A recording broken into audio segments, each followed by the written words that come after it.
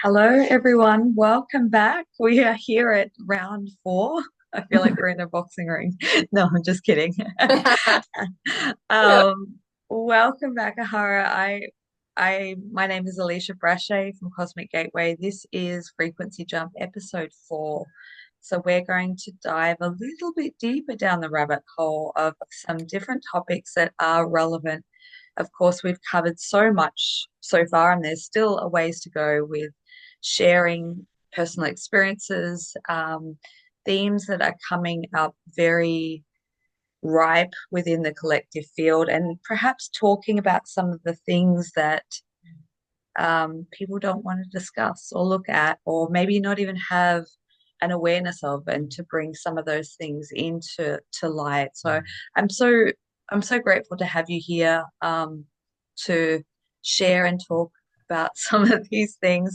It's rare to find someone that you can go into those pockets and spaces. So much gratitude and thank you for being here in your presence, A'HaRa.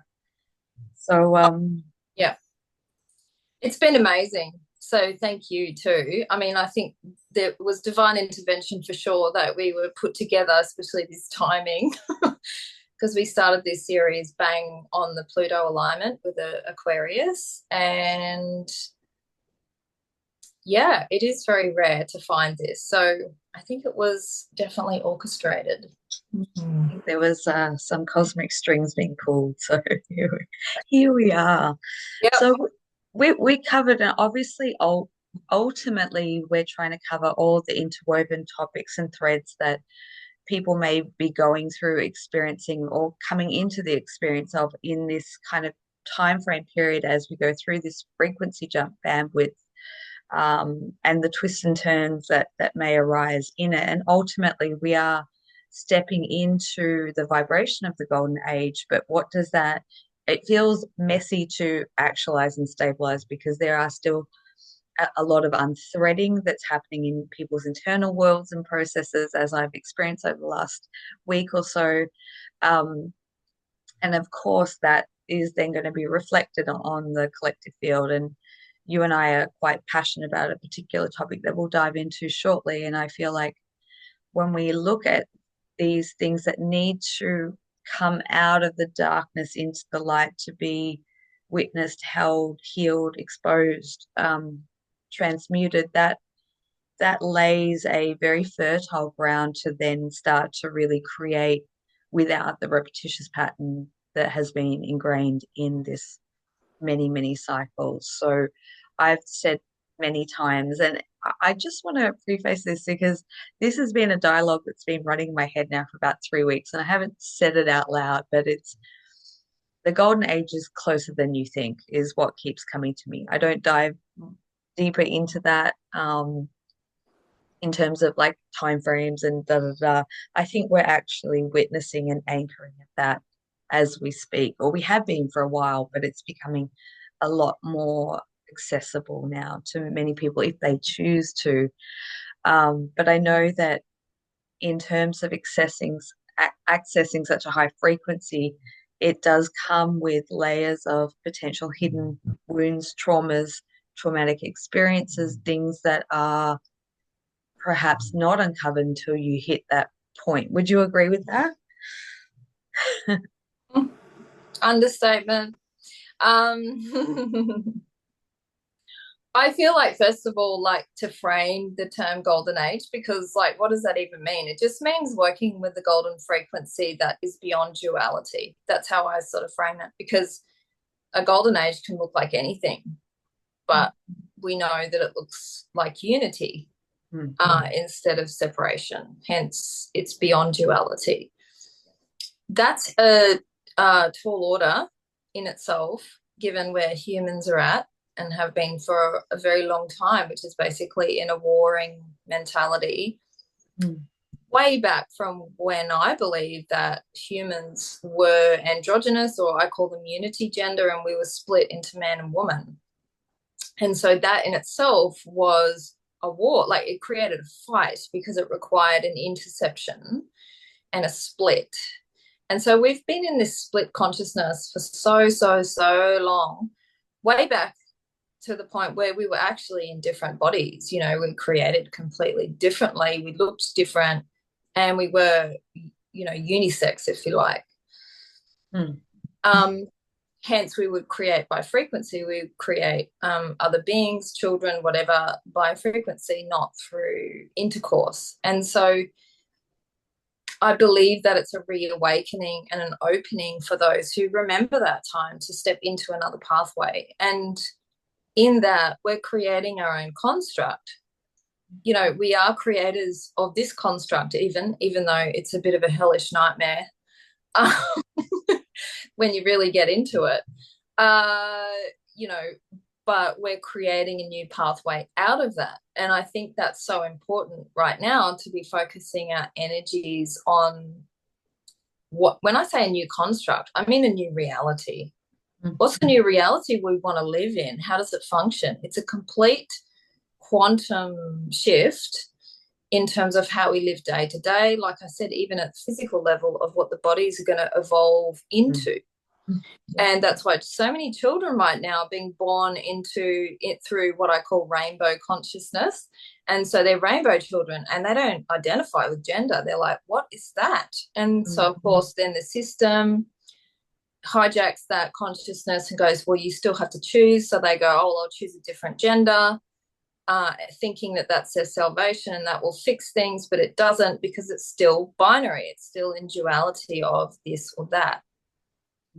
So I think it's really important to see that, like, we are creating the new golden age, weaving together all the different golden ages that have ever existed that we remember, or and then like kind of seeing what we can thread as the new tapestry for that now. So that's the new construct.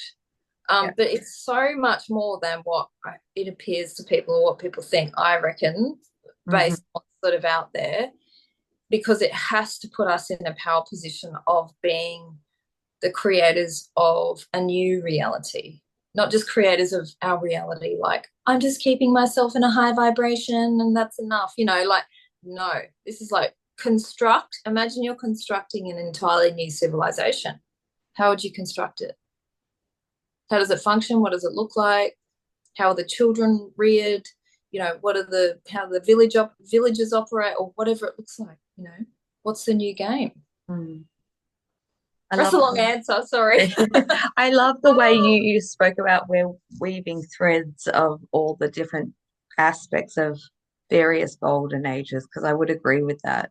I think through my own personal experience of recovering so much soul memory in chunks, you know, like it comes through and there's this period of like, you know, 4 to 6 months where there's just constant recall and memory and, you know, recovery. And then it's like, then you got to integrate it. And there's a lot of unpacking trauma of that, because of the death of many civilizations. But if we can access the higher moments of what that looked like, we're constructing something that's very unique, that has, you know, a little bit of this and a little bit of that, and weaving it all together. And that's exactly how I see it, because I've had, you know, for many years taken into like futuristic dream space, what I believe is like an actual connection into the future, or a prophetic dream. I don't think it was any way symbolic, and it's unlike anything I've seen from the past. It can have elements of it, but it's very, very different, and very beautiful. So I think one of the distinct things that I notice or recognize from that space is that there is no inverted or corruption in terms of like, just, you know, I think here we're in, just being here, we're pumped with frequencies from all over the place that create a real distorted perception. But even in the, I don't know about you, but even in the last few days, there has been a shift that I've noticed distinctively that feels like stepping into that more and more. And I know we go through pockets and elements of it, but it was so noticeable to me that it happened on an internal level of recalibration, and then experiencing the world in a different format is becoming a little bit more tangible as we speak. So, Mhm. And I think this is the really fine line with the Aquarian energy that we're in now is we have to look at the shadow of Aquarius, which is emotional detachment. So there's this emphasis on over rationalizing things and being able to, but this is the spiritual bypassing that's going on, the whitewashing of what we're really in, that everything can be explained away at a high level. Of course it can, you know, but in this reality, in this matter, things matter. mhm, And if you can't feel what matters to you and you're not willing to stand, protect, and even fight for that if necessary, then you're not really here and you're not going to feel like you're part of creating this new reality. So that's mhm, why we ended the last video with get in your body because that's your matter. mhm. And when you're in your matter, you know what matters to you and you will create that new pathway. It's a physical 3D pathway. It's not an idea. It's not a light energy. It's not bringing in codes. It's making matter.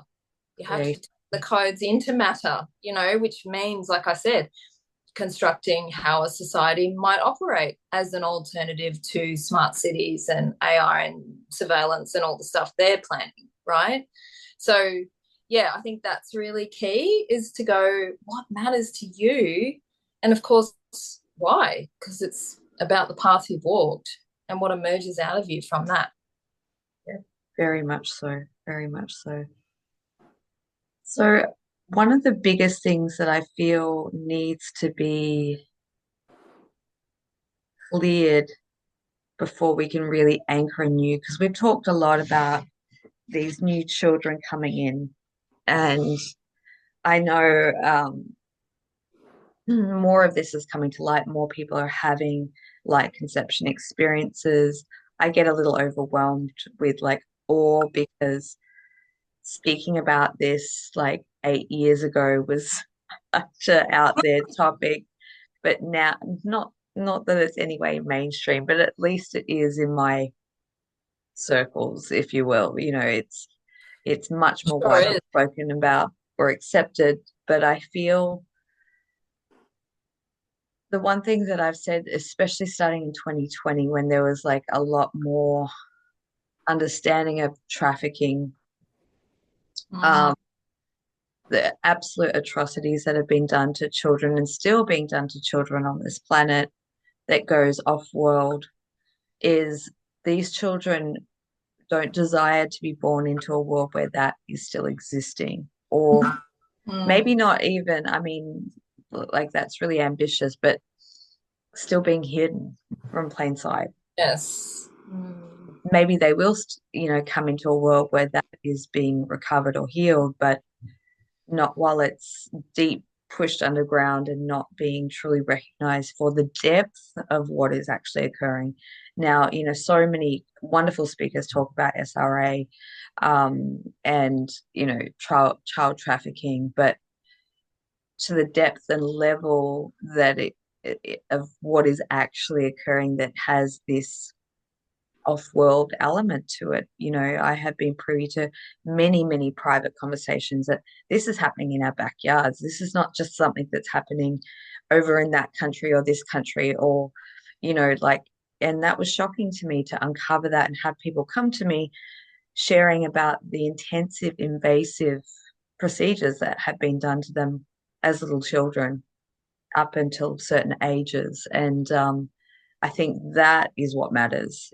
That is a core element of what I'm incredibly passionate about because we need to heal as a society. Because I think that as people come into more memory of like who they are, what they are, there's still that a lot of people are coming into these type of memories too, which I think are the most hidden because either the psyche just wipes it as being so far out there that it has nowhere to place it, or there is technology that, you know, blocks it too. So that, there's part and parcel to that. And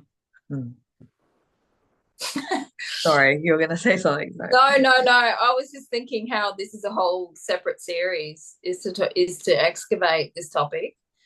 in terms of the things that are not really being spoken about. Because as we said before, we jumped on this call is, okay, there's a lot out there around trafficking now and satanic ritual abuse, and underground organizations peddling all of this.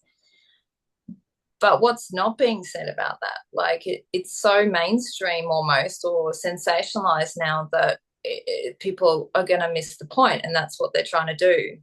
So what is the point? The point is, and like I said, this is a big topic, so we're just skimming the surface here, is that this simulation, or the controllers, or whatever you want to say, this construct knows that if you sabotage every new generation before a certain age, you've got everyone, you've got the entire population.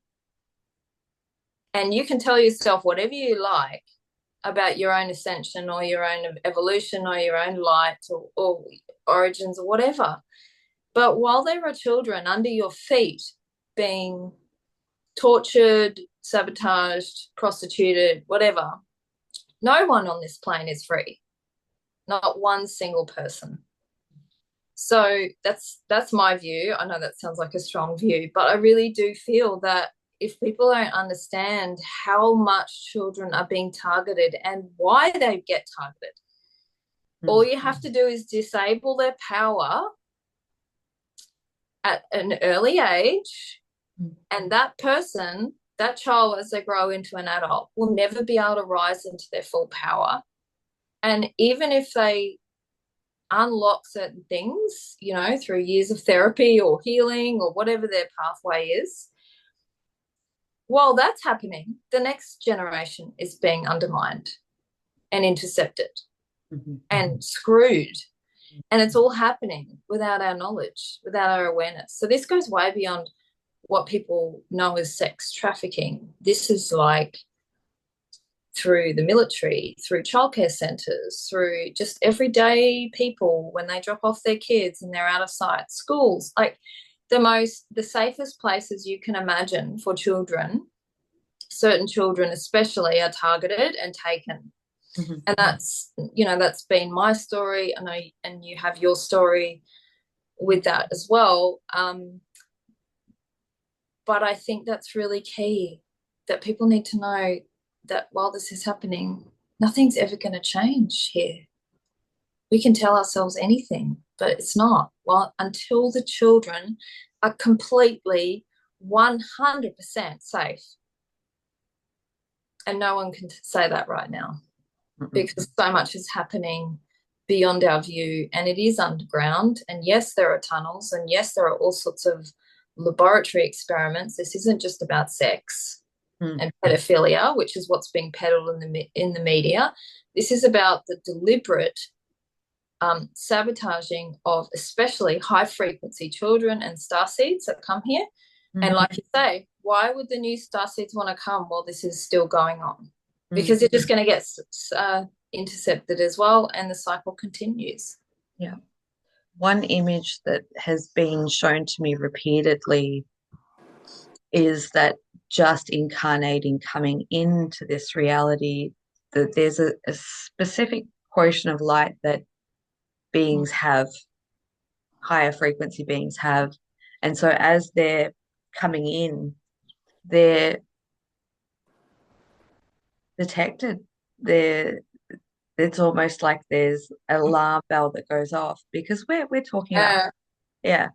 And so there's already a plan in place that is going to, and this may, I think, what we'll sort of speak about is the non-conventional. I mean, there's people who go through sexual abuse and, you know, trafficked through rings and things like that, which is mind-boggling. And a lot of it happens. I mean, for many years I worked in residential care, and what I witnessed through that and what happens in the systems, especially the government systems that are set up to protect children, is probably where a lot of it happens. But beyond that, it's the interdimensional, or more I don't know the word I'm trying to find, less known ways in which children do get targeted and have procedures done or tech in their body. This happens, I think, a lot more than anyone's prepared to talk about or acknowledge. Yeah. And I think also, like you just said, access to children is unlimited. I mean, there's a pipeline of children. You know, we think this is just disadvantaged children. No, this is happening in your neighborhood right now. Mm-hmm. Yeah, how do you know what happens to your children when you drop them off at the childcare centre? And I'm not saying this to create paranoia, because the reality is mind control and sabotage can happen in the home through the tech devices that you've got switched on all the time, like, or just through the screens. And also, if even beyond that, the abductions that happen from a young age, Yeah. that you know that you could have the safest home and the greatest upbringing, but Yeah. if you have been detected, there are ways and means um, Mm. that will come into play at some point. Yeah. So that's a really good point, around the detection part, the detection of high frequency children. How does that happen through what you've seen? Often it's like a resonance. It's almost like the best way I can describe it is Earth. There's a netting that is kind of just on the outer sphere, if you will. And it's like once a soul chooses to incarnate and pierces through that barrier, it's almost like there's like a detection that goes off, if you will. Um, and it's from that point that it is tracked. Um, Often what I see is it's implants tech that is then put into specific points within the body, Mm. especially in the lower back of the chakra, Mm. in the sacral chakra area is probably the most commonly because that distorts the creation, Mm. sexuality. But there's also a lot of tech that people have in their head. Like it's not limited to, but the most common place that I see this tech is in the back. Um, a lot of the times it can come intergenerationally. I've seen that because it's like while I was going to say augmenting in the womb, while gestating in the womb, that then sort of it's almost as though there's situations that occur to the mother that then comes in. I've done a lot of work in probably the last 2 years of, when I first came into awareness of my own tech and dismantling that. And then once you see it everywhere. Like it's like one Mm. of the main things of when you start to expand in consciousness, then there's something that like switches you off or like creates a Mm. lot of disturbance. So once you start to rid yourself of some of that tech, and I also, yeah, sorry, one thing that's come to mind that I've seen is like it messes with women's menstrual cycles, their ability to reproduce or not reproduce. It's very much targeted in that creative center because I think that's the most powerful point we have as human beings. Um, but really distorting the sexuality has been a huge, huge one. And that comes in many facets. It can shut someone off completely. It can make someone hypersexual. Um, Mm.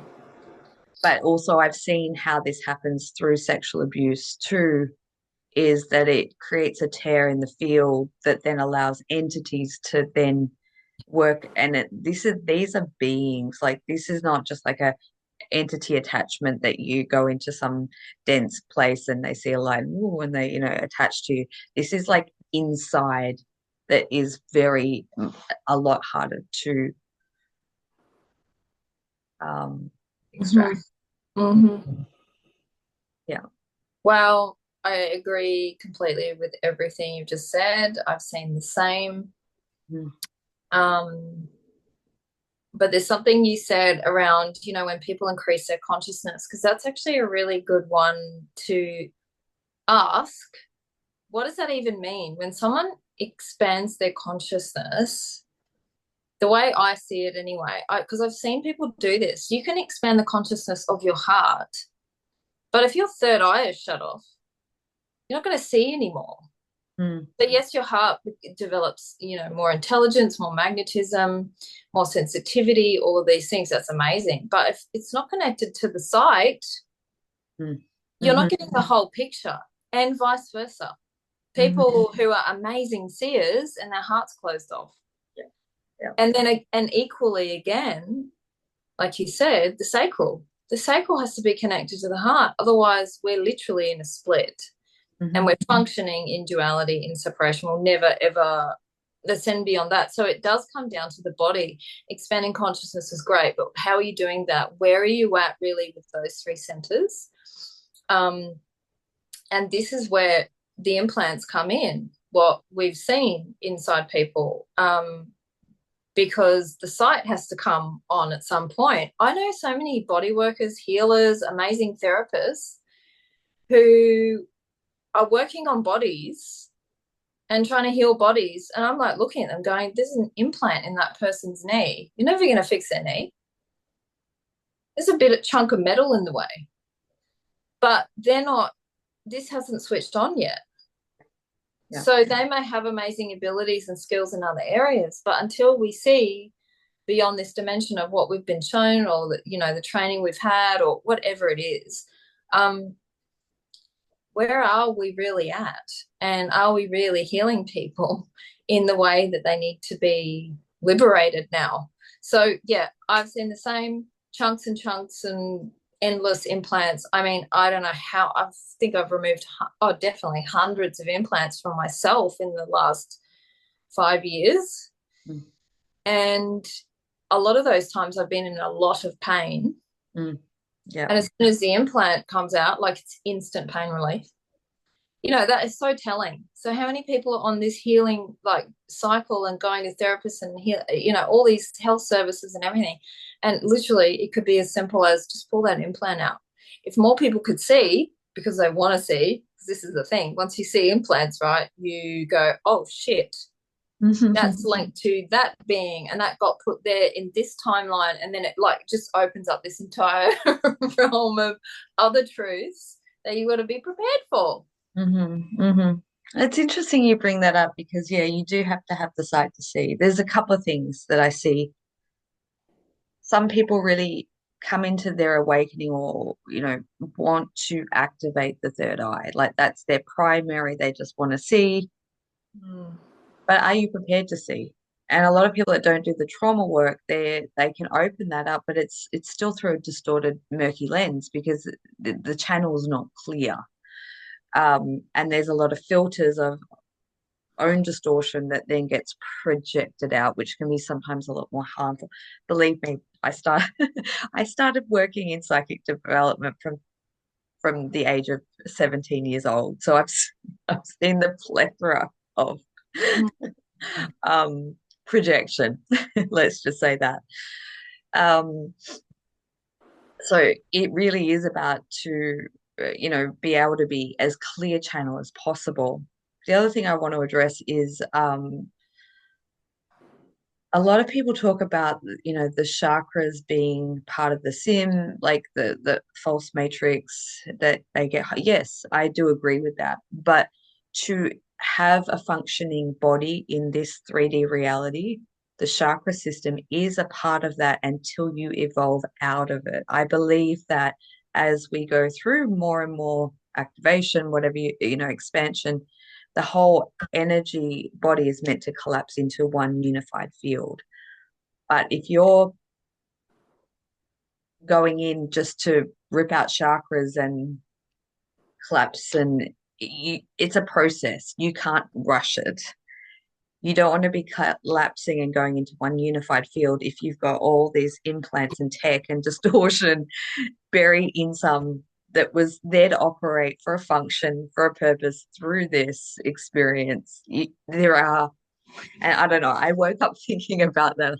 I just, because I know that so many people watch certain people that talk about that, but don't have the experience. So they're actually doing more harm than good in that. Um, I mean, yeah. Sorry, I've gone off on some tangents here, No, but every topic we talk about is so massive that it warrants its own video, so but it's all interwoven beautifully anyway. All these topics are so relevant because they all are part of the tapestry of what it means to ascend, which I hate that word because we're actually descending into the body. We're not going anywhere. The cosmos is not up there where we want to go. It's actually down, I believe, inside the earth, or all the evolved civilizations beneath our feet. Um, yeah, so in human form anyway. the activation of the light body that then switches on our gifts and abilities to come into, we'll talk about the golden bodies, is the clearing of each layer so that it can unify within oneself completely. And that is a process. Like, I taught a class about this that goes for 8 weeks, and we go in depth of how to go through. So when I first came into this experience and started downloading energy work modalities, that was the primary focus of the step by step how to do that. And I know many people that have achieved that. When you look at sort of Eastern philosophies and they talk about the rainbow body ascension, I believe that that's what they were doing. But we're in a compressed time frame now. We don't have 13 years to sit in a cave and have only pure thought. We're yeah, we're in a much more accelerated time than that. But one thing I do want to share, which I find really fascinating, is that I think in this period that we're in right now, there's exponential potential for people to see beyond the threshold of this just 3D reality. That's come through several sessions recently. And then I had someone contact me yesterday that had a dream that that's exactly what they were experiencing, that they could see beyond this, and start to interact with beings that other people couldn't see. And I think that's kind of where we're moving into, because to be able to dismantle some of this to clear, you need to be able to see and perceive what's going on in the subtler realms. Yeah, absolutely. Mm. Yeah, I mean, and titrating with the dark, like we said last time, the more you see and the more you experience the golden frequency and the more creation energy you have within you, the more dark you'll see. And the truth of your life will be revealed to you. Mm. And so when people are saying they're ascending or they're increasing their consciousness or light frequency, whatever, I just go, okay, so what about your 3D life is different? Does Mm. your body look different? Mm. What are you doing day to day? If someone made a movie about your life now versus before you increased your consciousness, what would they say factually about what's different about your life? Are you with the same people? Are you doing the same work? Are you working? Where do you live? Like, how are you living? What are you eating? What is your body shape like? Like all these factual things will tell us Mm. what's real. Mm. And I think this is so important now more than ever, is everything has to be tethered to the body. Otherwise, it hasn't happened. Mm. You can be off there in the realms and chatting to beings and thinking you're like having all these amazing experiences, whatever, but you got to inhabit your body at the end of the day and what's going on there. And so that's why I think it's so valuable to track your physicality over time. Take body photos, take face I was photos, and that's about to going to say, tell you, you know. Mm. I was about to say, do you notice changes in people's physical bodies as they move through different phases of their own, let's say, just growth or elevation? Absolutely. but it can happen way faster than people realize if the focus is on the body. So a lot of the time the focus is on the energy and the body is second, like, oh yeah, I've got to ground that. But actually, I've been in, when I was doing my psychosomatics trainings years ago, we actually did before and after photos, and the difference in people's faces and their body, like, it was just extraordinary. You wouldn't believe it. And even one of my friends was watching this video who knows me from that time, and she's like, wow, your jawline has changed. It's really prominent. I didn't have a jawline back then when I did that training. And you can see the photos. And what does that even mean? The jawline is about how you ground information, how you ground things in reality. So back then I was this little sprite I used to get called, what did they call me in the training? Like a piece of spaghetti. Couldn't sit still, bouncing all over the place, just very light. There was very little density in my body. But now, if I look at all the photos, because this is my line of work, is analyzing bodies. So this is really important to me, and it's not just mine. I've seen it in so many bodies. Over time, if the focus is on grounding stuff and bringing everything through all of the energy centers and the body all through the channel, then you will see the physical impact of that. And you can create new bone. You can shape soft tissue, redistribute tissue. I've seen it so many times, and it seems miraculous, but it's really not. It just depends where your focus is. Wow. I love that. The transformation of physicality is, yeah. Evidence. Yeah. Evidence is what we need more than ever now. So when people say things to me, I say, what's the evidence of that? How's your knee going? Do you still need that knee replacement? People are just talking heads, especially with this Aquarian energy and all the light codes flying around. And, it can be very enlivening in many ways and enticing to be pulled out of your body and not focus on what is here and now. And so I always ask for evidence. What's the evidence of that? So, of the change, I mean, because there's a lot of things that we don't have evidence for yet, like off-world trafficking, for example. We only have testimonies. Where's the evidence of that? But right now, what is the evidence of the changes that you're referring to? How are you going to know that that has actually happened or changed in yourself, in your life? How are you going to know? Take a photo before and after, and then you'll know. And even through the eyes too. I don't know about you, but you can see when people have done a certain level of clearing, you can see that in the eyes. Absolutely, in the eyes. Yeah. The eyes will be clearer. But and the face becomes more radiant because there's obviously more light coming through.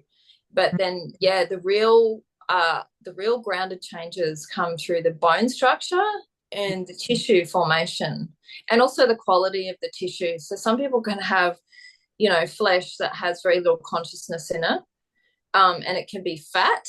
It can be a lot of fat, or it can be very little tissue. It doesn't matter if it's fat or skinny.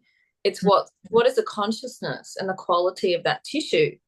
Is your soul consciousness flowing through all of your tissue? We all have these energy blockages in the body, but do you know how to spot them?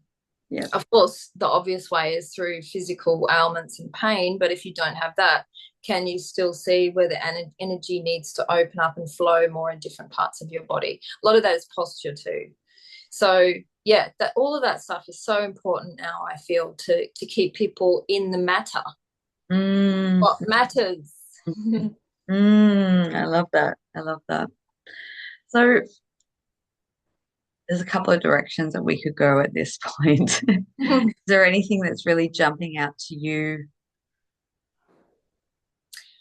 I think what is coming to me, because I think this warrants a landing point after our last video where we talked about the AI beings, and why this is relevant at this juncture of the conversation is because what we're essentially alluding to in this video is, where are you focusing your energy for creation? So, of course, there's a lot of bad shit out there happening, and these AI beings are not coming for good reasons. We know that, right? However, in every situation lies an opportunity. But are you going to be able to leverage that opportunity if A, you don't want to see the truth? Mm. Don't even want to focus on them, because, oh, if you focus on that happening, then it might get bigger. It might come into your reality. It's happening anyway. We're using AI technology right now. Mm-hmm. So it's already here, number one. But secondly, you don't have to focus on changing them. Let them do their own agenda, but use that as motivation, if you like, or context as well, for what pathway you're going to create. And I mean co-create. You're not going to create your own pathway. Nobody is going to move forward now without co-creation. Everything is becoming a fusion of different humans coming together to co-create. So what are you co-creating as an alternative to whatever shit is happening out there, whatever's coming, because there's big shit coming that the mind can't conceive. There's also big shit happening and has been happening forever that the mind can't conceive, right? Rather than putting our precious energy into changing them and what they're doing, and I'll changing the course there, just go, okay, in parallel to that, let's strengthen our pathway. That's why we talked about the golden timeline that we're threading right now. Let's put our energy into that. And it's not utopia. We're not aiming for utopia here. There's utopia and dystopia happening concurrently. That's real. Let's stay neutral in the middle and get on with it. So if those beings come into our field and are a problem, which, we are going to be confronted, because that's how we will rise into and remember our superpowers and what we're truly capable of, and really start to see, is if they come into our reality, our field, whatever, we know how to respond. We learn how to respond. We learn from what happens and trusting that. So I think it's just so important for people to focus on what is the new pathway, and really put your energy into that. And there's people in different camps. There's ones that are fighting the new, the agendas, and then there's people who are doing nothing in the middle, or doing a lot of talking or listening and not actually putting their bodies on the line, taking risks, acts of courage to make the new come about. And there is no doubt, to do that we are going to have to take acts of courage, which are going to be terrifying to what we've known and who we think we are or have been. Every step out into, I can speak from my own personal experience, every act of stepping out in alignment with my path was like the most terrifying experience. But you get used to it. I don't know. You get but it's hard, because I think whatever is laid dormant within the soul's experience from previously doing the work of whatever that is comes rattling up through,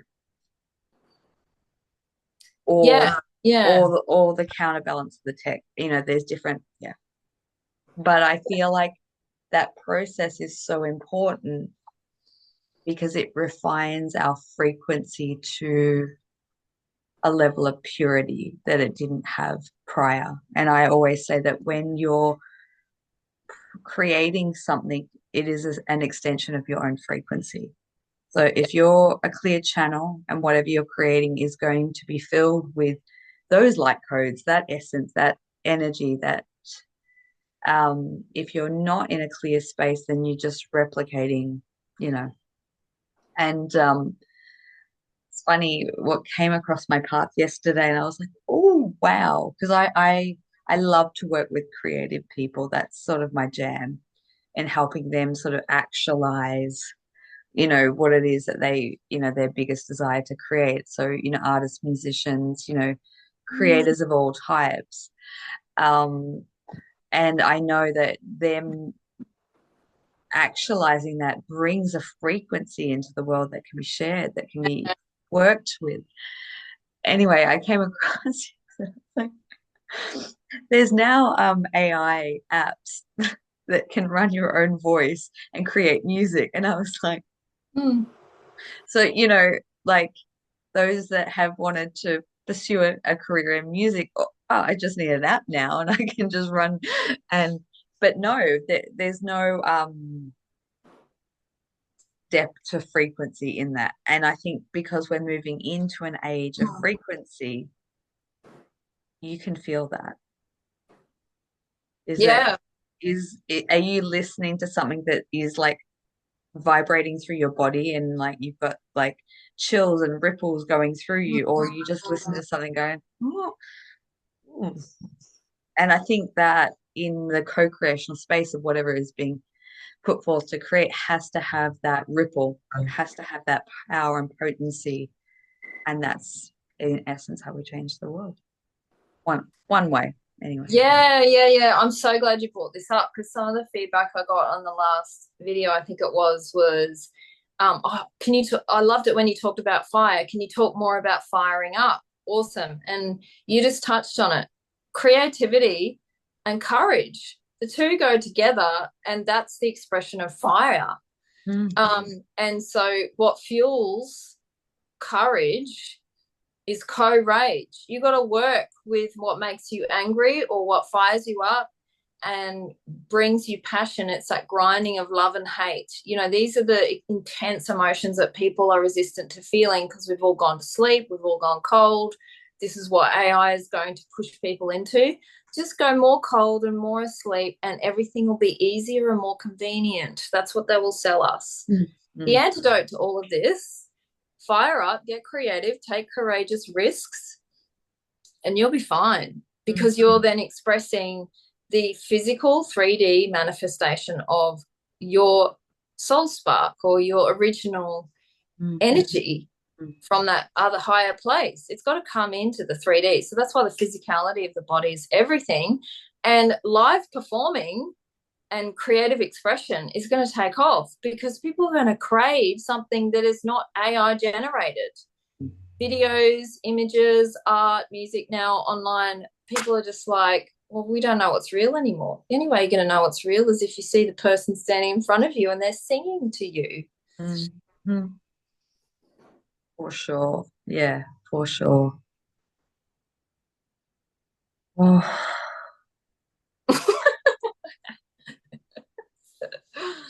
Where should we take it next, guys? All the people out there listening? passion to purpose, everything of meaningful creation has come through an absolute destructive phase in my life. Yeah, yeah, yeah. For me, a lot of drama and destruction. Hmm. But yeah, it does need that fiery element to get, whatever it is.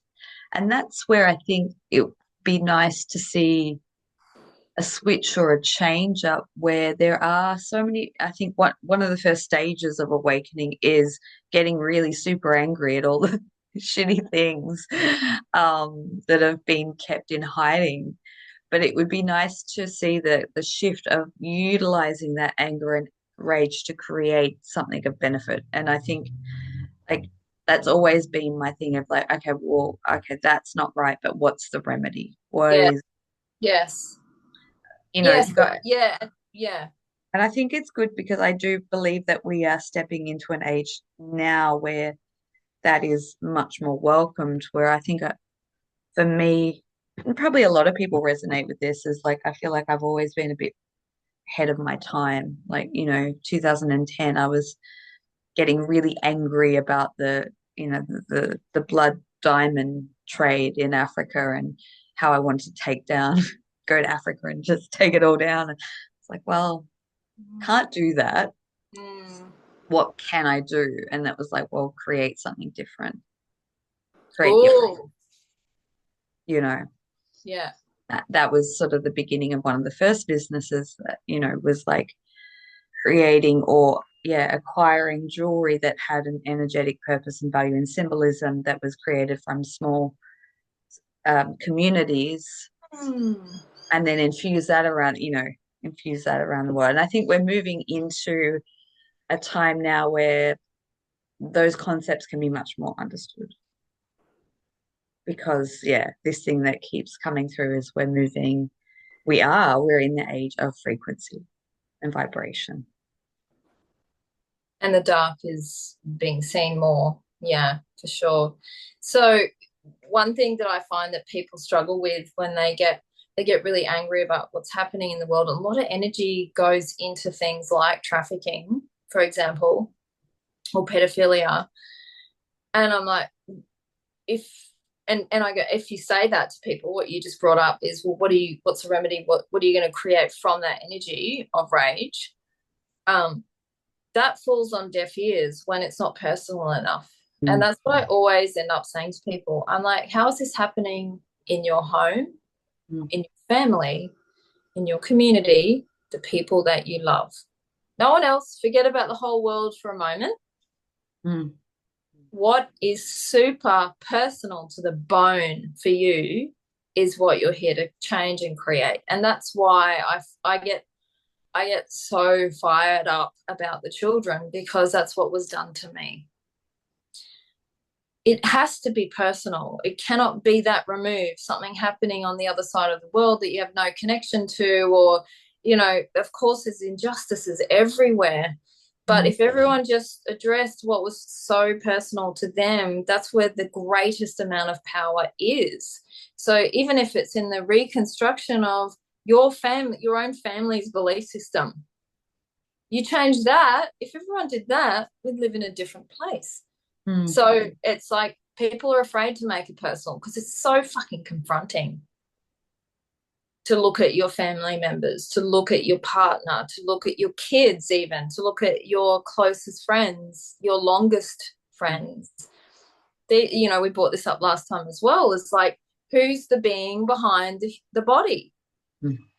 And this is, again, the third eye sight thing. Like, if we don't want to see the being behind the body, we haven't got the whole picture. All humans look like humans, but they're not. Mm. That's a danger zone if you think that. I think it's good to bring that up, because if you're sensitive enough to know when someone's being inhabited by a different being, Mm, you know, mm, yeah. even if you can't see, there's a shift in vibration. Yeah, I reckon. There Yeah. is a shift in the eyes. Yeah. I don't know. I think I've just had so many encounters and that's where I feel, from my vantage point, you learn to not hold it against the person itself. Bingo. And that's where the heart comes in. If the third eye and what you see isn't connected to the heart, because in the heart we are all one, no matter what fractal of light being you are, or dark being. But it's about discernment at the end of the day. Where do you want to focus your energy? Do you want to focus your energy and time and love into a being like that, or not? And these are the hard choices that people are having to make. And so, yeah, I think that's where the third eye really does have to be anchored solidly in the heart. And I've made many, many mistakes and fuck ups myself, because my third eye has seen stuff and I've just been blown out by it and not known how to handle it or ground it or make sense of it. And like looking around at people around me going, can't you see this? And like freaking out because no one else is seeing it. And I'm going, I don't know what to do with this, and going to panic. Yeah. Yeah. So yeah, I think it's really tough when the third eye does switch on, and you don't want it to switch on too suddenly for that reason. Confronting. It's, yeah. It's confronting, and it shows you so much that potentially there isn't context for. Yeah, and it's not just confronting because you might be seeing something you've never seen before, or it might be scary. It's mostly confronting because often you're left with a choice to make, Mm. a hard choice to make. Now that I've seen this, I can't unsee it. So what am I going to do differently? You can't just go along as normal. Mm. There's always going to be some alternative course of action of some sort, you know? That's the tough part. Yeah, very much so. So I love talking to you, Alisha, because you're not afraid to see anything and we can just calibrate it together and figure shit out and see different things and weave it all, you know. So when you're not afraid to see, it's a really like that's when the magic opens and so much becomes possible and we really do rise into our power. And I think that's a calling and it's ongoing, you know, for all of us. Yeah. Absolutely. And I think uh, this thing comes to me. Thank you for saying that. Once you get a bit more adjusted into viewing and seeing if that is something that is on the horizon for more people, once you do, it's almost like a no matter what form or whatever comes through, move aside from the confronting part and embrace it with a level of curiosity to learn from. Mm. Is always is how I've sort of come into working with, I don't talk about this, I don't advertise it, but for years, working in the dark to clear out, different types of beings from people's fields and attachments. And it's eh, incredible how someone can go from completely depressed to suicidal to back to themselves just after, it's amazing how much beings can manipulate people's thoughts and minds and whatnot. But Yeah. ultimately recognizing that if you do have an attachment or a being that is coming into your field or attached to you in some way, the only leverage or entry point that they have is through a traumatic event or trauma that hasn't been looked at, recognized, or healed. That is the weakness or the entry point.